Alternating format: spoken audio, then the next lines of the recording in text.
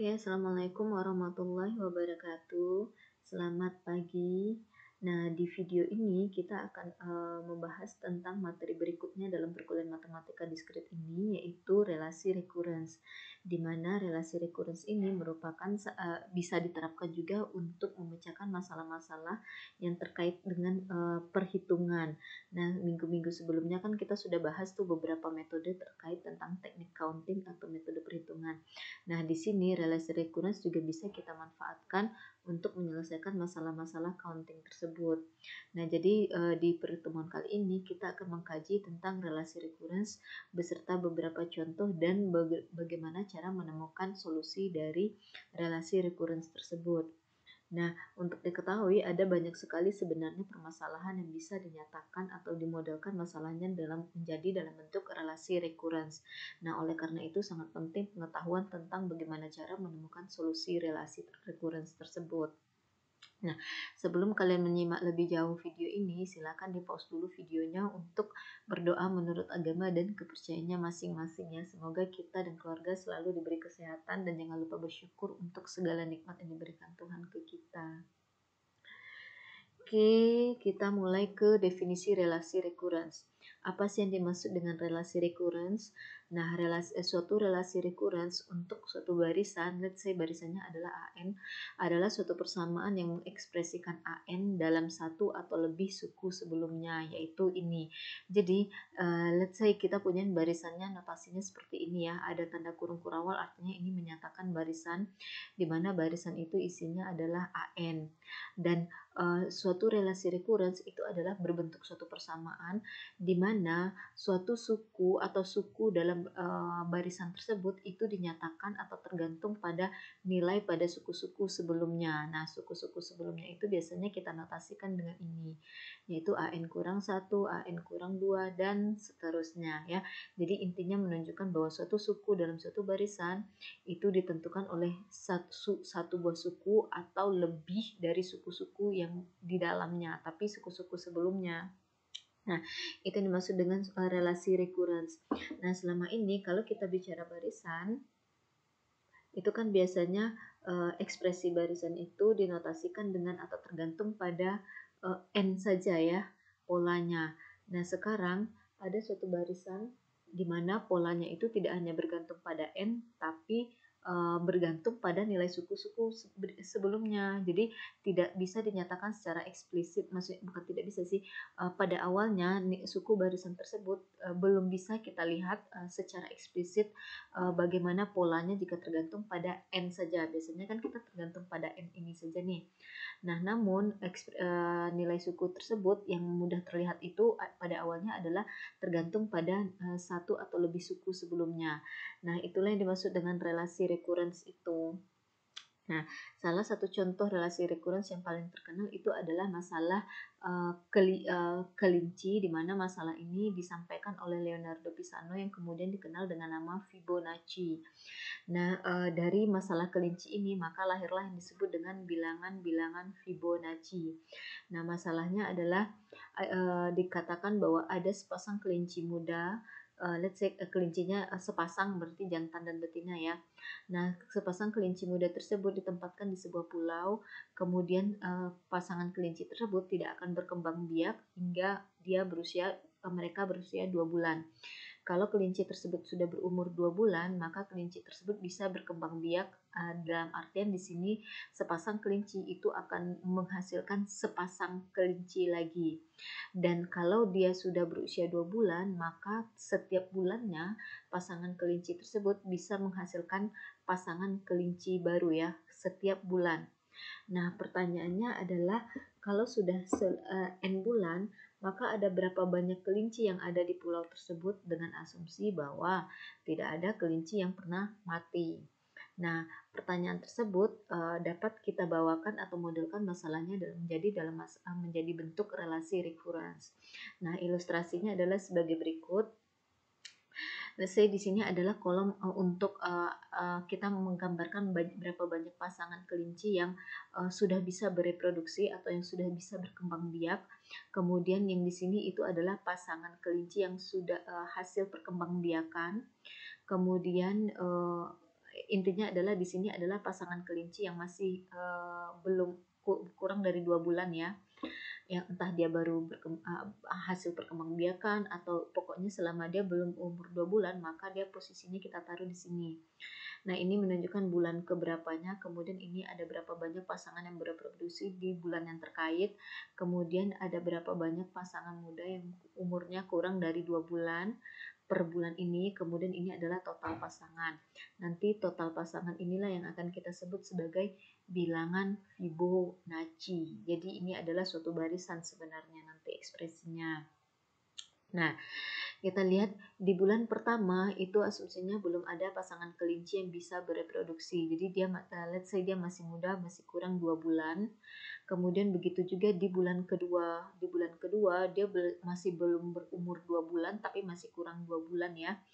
Maka pasangan kelinci tersebut kita katakan masih muda dan dia belum bisa bereproduksi. Jadi belum ada selama 2 bulan pertama belum ada kelinci yang bisa berkembang biak atau bereproduksi. Nah, let's say kelinci yang ini itu adalah kelinci A, ini juga kelinci A ya di bulan kedua. Kemudian setelah 2 bulan kelinci A ini sudah bisa nih bereproduksi, maka kita tempatkan dia di sini. Ketika dia sudah bisa hasil reproduksinya itu adalah ya tentunya pasangan kelinci yang masih muda yang umurnya kurang dong dari 2 bulan. Jadi let's say di sini, jadi ini adalah pasangan kelinci dari pasangan ini. Let's say ini adalah pasangan A, kemudian ini pasangan B. Jadi di bulan ketiga otomatis sudah ada 2 pasang kelinci ya. Ini yang pertama, ini pasangan kedua. Oke. Nah, ya itu ilustrasi dari angka-angka ini. Kemudian masuk ke bulan keempat, yang kelinci A ini, yang ini itu masih kelinci A karena kan pokoknya kelinci A itu akan selalu berada di sini karena kan dia umurnya sudah lebih dari 2 bulan ya. Nah, ini adalah masih kelinci A.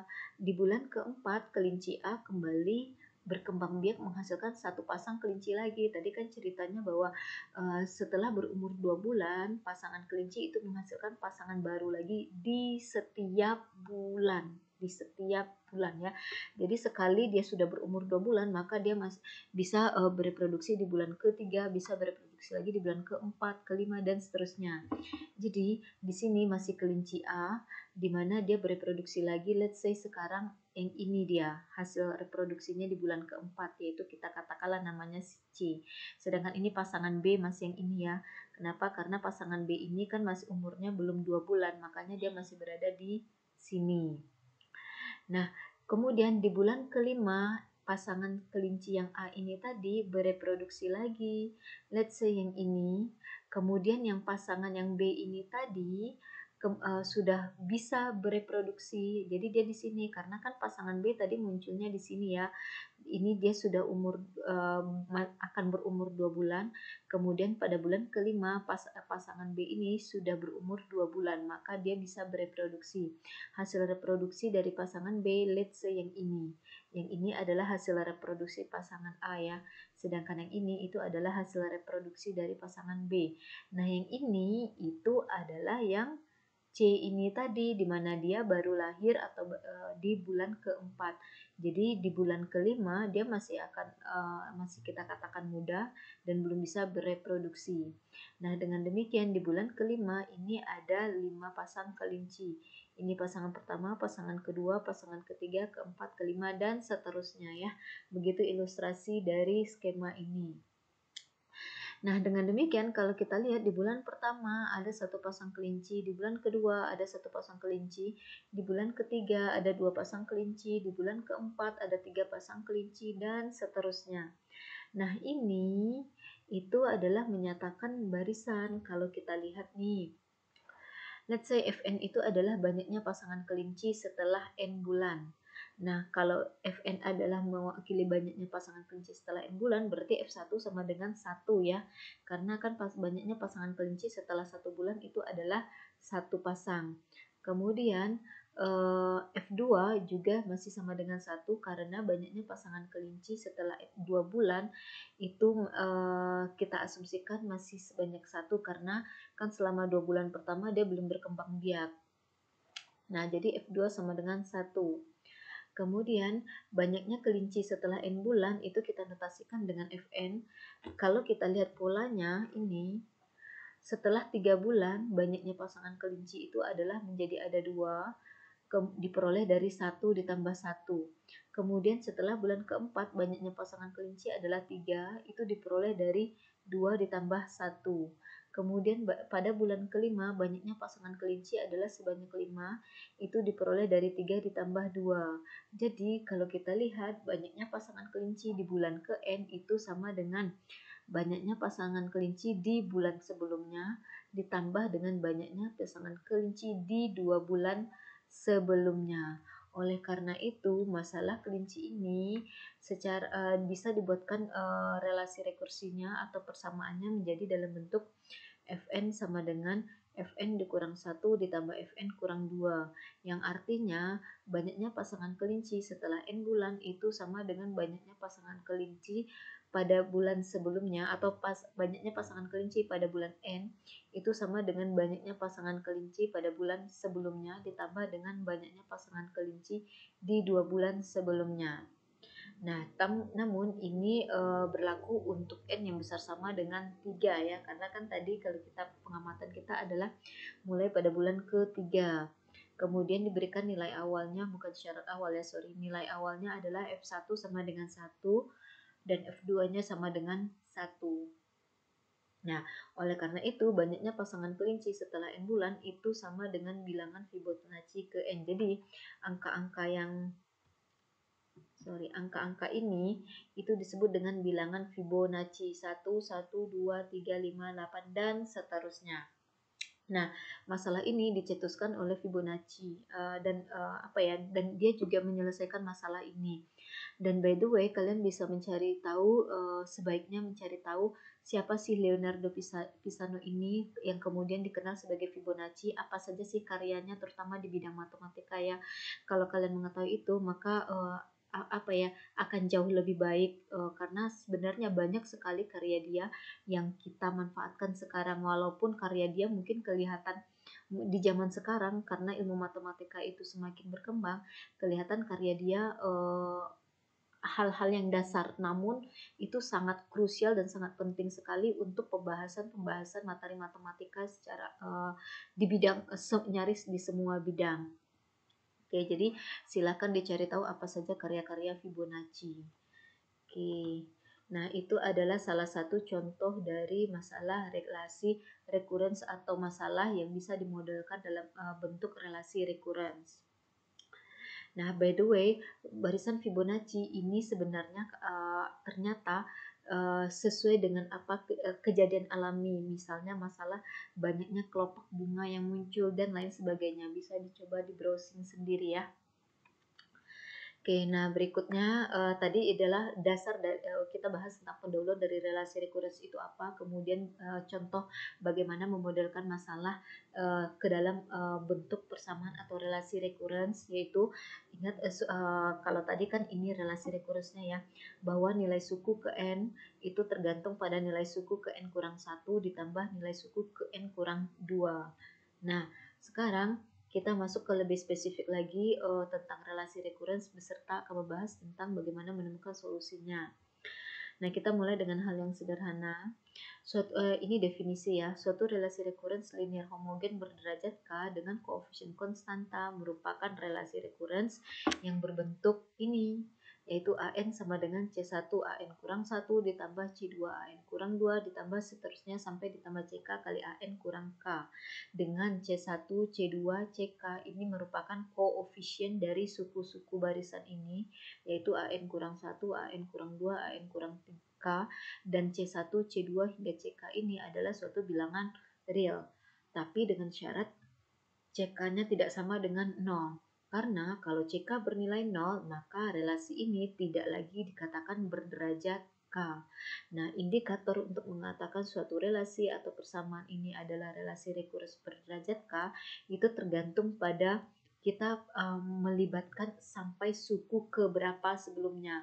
Nah, di sini nilai suku ke N itu dihitung berdasarkan pada formula ini, di mana dia melibatkan paling jauh itu adalah nilai suku ke K di K suku sebelumnya. Jadi K yang ini sebagai indikator untuk mengidentifikasi bahwa suatu relasi rekurens itu berderajat berapa. Kemudian suatu relasi rekurens dikatakan linear jika nilai formula atau ekspresi dari suku-suku ini itu hanya ditambahkan saja antara yang satu dengan yang lainnya, tambah atau kurang ya. Tidak ada di sini formula suku-suku barisan ini yaitu AN kurang 1, AN kurang 2 sehingga AN kurang K yang dikalikan dengan nilai suku lainnya, dan tidak ada juga yang berpangkatnya lebih dari 1. Kata linear dalam matematika kan variabel yang muncul berpangkat 1 ya.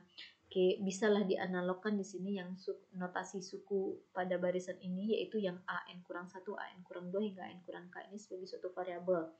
Nah, tidak ada di sini AN kurang 1 hingga AN kurang K ini yang pangkatnya lebih dari 1, dan tidak ada juga perkalian antara dua buah suku atau lebih. Tidak ada AN kurang 1 kali AN kurang 2 ditambah dan seterusnya. Tidak ada ya. Di sini hubungan antara nilai suku yang satu dengan nilai suku lainnya itu adalah ditambah atau dikurang. Nah, relasi rekurens yang demikian dikatakan relasi rekurens linear. Kemudian ada kata homogen. Kata homogen itu artinya adalah bahwa di ruas kanan atau nilai suku AN ini hanya ditentukan oleh suku-suku ke sebelumnya yang ada di barisan tersebut. Tidak ada di sini konstanta yang berdiri sendiri, tidak ada di sini suku-suku yang tidak melibatkan AJ, let's say AJ, di mana J itu adalah N kurang 1, N kurang 2 hingga N kurang K. Intinya tidak ada suku yang tidak melibatkan notasi N ini yang merupakan notasi dari barisannya. Nah, itu yang dimaksud dengan kata homogen. Untuk lebih jelasnya kita lihat contoh ini. Saya mulai dengan contoh yang tidak memenuhi kondisi ini ya. Nah, mulai dari yang keempat ini adalah relasi rekurens tapi dia non-linear. Kenapa? Karena di sini AN kurang 2 dipangkatkan 2. Nah, ada yang berpangkat 2, ada ekspresi suku ke yang berpangkat 2, maka ini dikatakan bukan relasi rekurens bukan relasi rekurens linear. Kemudian dia homogen. Kenapa? Karena tidak ada setiap ekspresi yang muncul untuk menentukan nilai suku ke N ini ditentukan oleh nilai suku barisan sebelumnya, nilai suku sebelumnya pada barisan tersebut. Tidak ada konstanta yang berdiri sendiri, kemudian tidak ada variabel, ya itu dia yang homogen ya. Kemudian dia dikatakan koefisiennya konstan karena di sini koefisien dari AN kurang 1 adalah 1, koefisien dari AN kurang 2 dikodakan adalah 1. Tapi anyway, ini adalah relasi rekurens non-linear ya, homogen, kemudian derajatnya adalah 2 karena di sini sampai suku kedua sebelumnya dari yang ini. Nah, berikutnya yang ini itu adalah relasi rekurens linear karena di sini HN dan HN kurang 1 itu muncul pangkat 1 dan hubungannya adalah tidak ada di sini antara suku yang satu dengan suku yang lainnya dikalikan atau dibagi. Jadi dikatakan ini linear. Namun dia termasuk non homogen karena di sini ada tambah 1, berarti ada satu buah suku yang tidak melibatkan nilai suku ke-nya. Tidak ada notasi HN-nya. Maka yang ini menyebabkan relasi ini menjadi non homogen. Kemudian dia dikatakan berderajat 1 ya karena di sininya sampai HN kurang 1. Kemudian yang ini itu disebut dengan relasi rekurens linear. Kemudian homogen namun koefisiennya tidak konstan. Jadi dikatakan linear karena di sini Bn dan Bn kurang 1-nya berpangkat 1. Kemudian di sini dikatakan homogen karena tidak semua ekspresi itu muncul dengan notasi B atau untuk suku barisan. Kemudian di sini dikatakan koefisiennya konstan karena di sini koefisiennya tidak konstan karena di sini koefisien dari Bn kurang 1 itu adalah variabel let's say yaitu N. Nah, itu dia yang tidak memenuhi kondisi relasi rekurens linear homogen ya. Jadi ada yang dilanggar linearnya, ada yang dilanggar homogennya, ada yang dilanggar koefisien konstannya. Nah, berikutnya kita lihat contoh relasi yang merupakan relasi rekurens linear homogen. dengan koefisien konstan. Nah, ini adalah relasi linear karena di sini Pn dan Pn kurang 1 itu berpangkat 1 dan dia tidak dikalikan dengan nilai suku lainnya. Kemudian dikatakan homogen karena semua ekspresi di sini itu tergantung pada nilai suku ke. Kemudian dikatakan berderajat 1 karena di sini sampai suku ke 1 sebelumnya. Oke, nah ini adalah relasi recurrence linear ya. Ini linear dan ini dikatakan homogen juga dan berderajat 2. Ini dikatakan linear, homogen juga dan berderajat 5. Nah, itu beberapa contoh relasi recurrence linear homogen dan yang tidak memenuhi kondisi ini. Berikutnya kita akan membahas bagaimana menemukan solusi dari relasi recurrence linear homogen dan non homogen ya. Namun saya akan bahas di video berikutnya. Terima kasih. Assalamualaikum warahmatullahi wabarakatuh.